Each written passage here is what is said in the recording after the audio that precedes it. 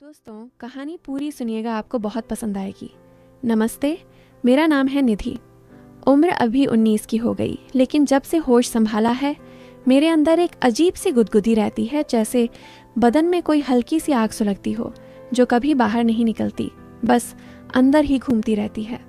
मेरी स्किन गोरी है, लेकिन गांव की धूप ने थोड़ा सा रंग चढ़ा दिया है। और मेरी कमर, अरे वो तो खुद ही घूमती है जब चलती हूँ, जैसे कोई लहराती नदी। लोग कहते हैं मेरी आंखें बड़ी हैं, बोलती हैं, और होंठ थोड़े मोटे, जैसे रस भरी फल। मैं अपनी सौतेली माँ के जाने के बाद पापा के साथ रहती हूँ, और पापा, वो तो मेरे हीरो हैं, लेकिन कभी कभी उनकी नज़रें मुझ पर टिकती हैं तो दिल धक से हो जाता है। समझ नहीं आता क्यों। आज सुबह की बात है, मैं किचन में चाय बना रही थी। गांव का घर है हमारा, मिट्टी की दीवारें, ऊपर छप्पर और बाहर बरगद का पेड़। पापा बाहर बैठे थे, अपने पुराने रेडियो पर गाने सुन रहे थे।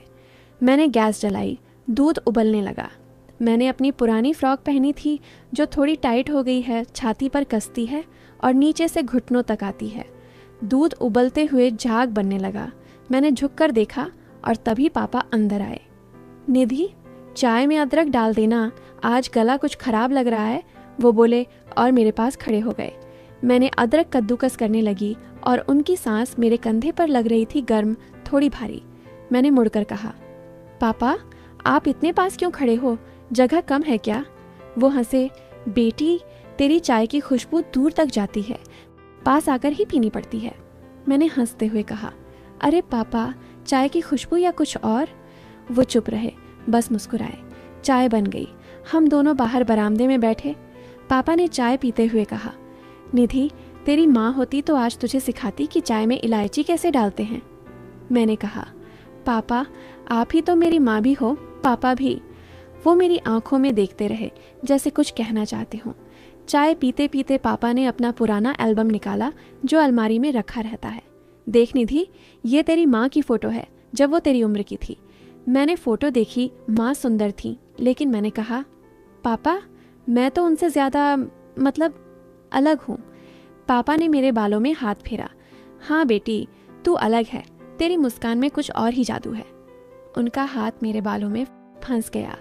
मैंने हल्के से सिर हिलाया, लेकिन वो हाथ नहीं हटाया।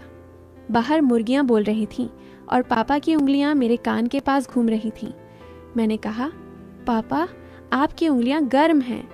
वो बोले, सर्दी का मौसम है ना, गर्माहट चाहिए। मैं हंस पड़ी, लेकिन अंदर कुछ हो रहा था, जैसे कोई तार खींच रहा हो। फिर पापा ने कहा, चल आज खेत पर चलते हैं, फसल देखनी है। हम दोनों साइकिल पर निकले। मैं आगे बैठी, पापा पीछे। रास्ते में गड्ढे थे, साइकिल उछलती और मैं पापा की छाती से टकराती। हर बार टकराने पर पापा की बाहें मेरी कमर पर कस जाती। निधि संभल के, वो कहते, लेकिन उनकी हथेलियां मेरी कमर पर रुकती। मैंने कहा, पापा आपकी बाहें मजबूत हैं। वो बोले, बेटी को संभालने के लिए तो मजबूत होना पड़ता है। खेत पर पहुंचे, फसल हरी थी।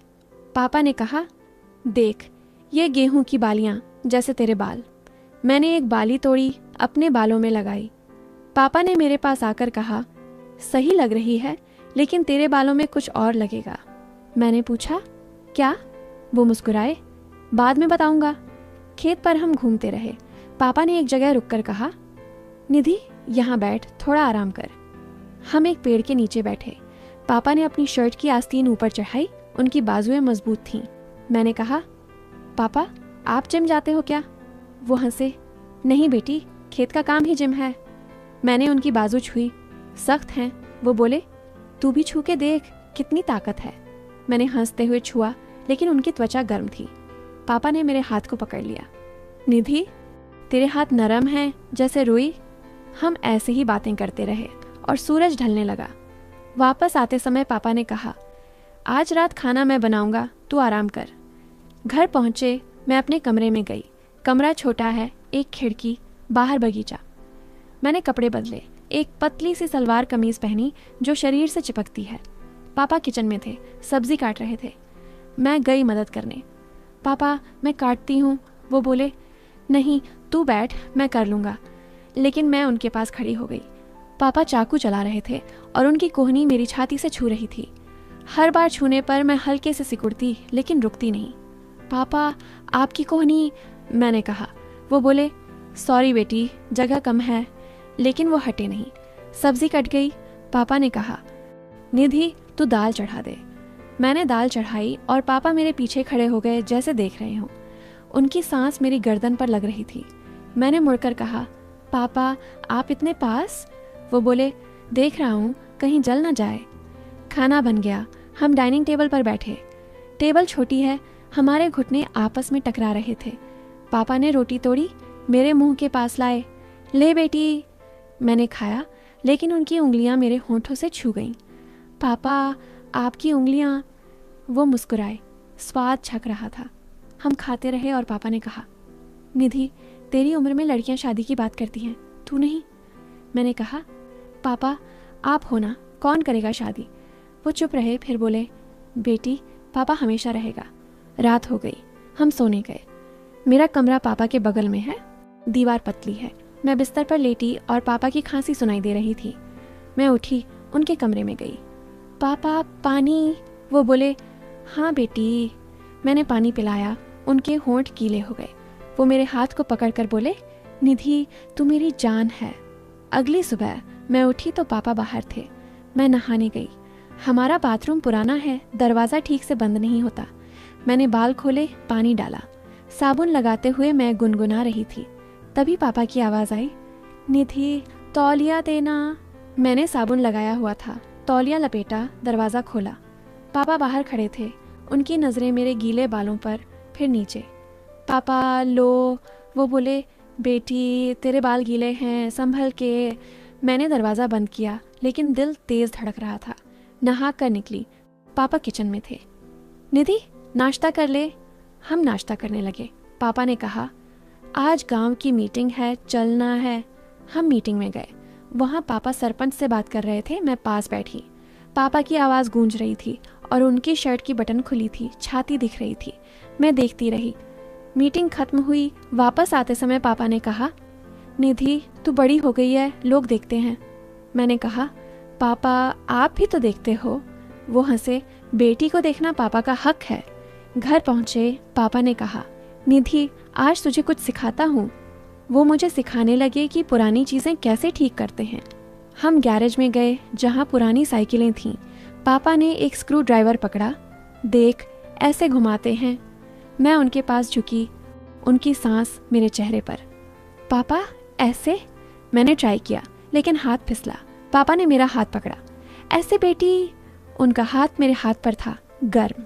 हम ऐसे ही काम करते रहे और पसीना आ गया। पापा ने अपनी शर्ट उतारी, बनियान में थे। उनकी छाती पर बाल थे। मैं देखती रही। पापा आप गर्म हो? वो बोले हाँ, तू भी उतार दे कुछ। मैंने हंसकर कहा पापा शर्म आती है। वो बोले बेटी से क्या शर्म। शाम हुई। हम बाहर बैठे। पापा ने कहा निधि तेरी माँ को मैं ऐसे ही प्यार करता था। मैंने कहा पापा अब मुझे करो। वो मेरे पास आए, गले लगाया।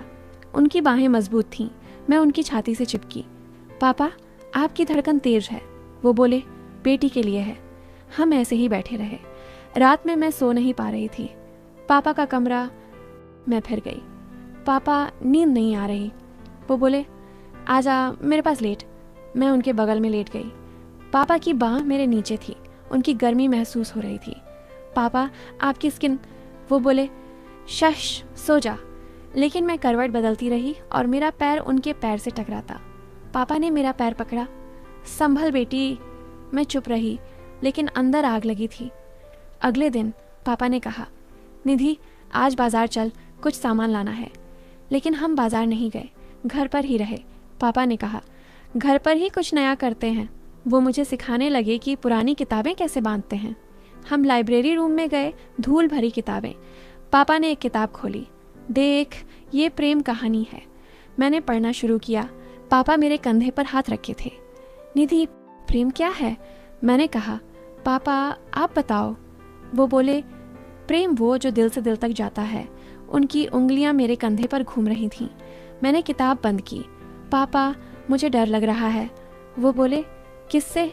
मैंने कहा अपने से। दिन बीतते गए। हमारी जिंदगी ऐसी ही चल रही थी। पापा हर काम में मेरे साथ, मैं उनके। कभी किचन में उनकी सांस मेरी गर्दन पर, कभी बगीचे में उनकी हथेली मेरी कमर पर।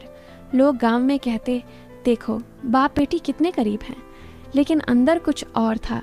एक दिन पापा ने कहा, निधि तेरी शादी की बात करनी है।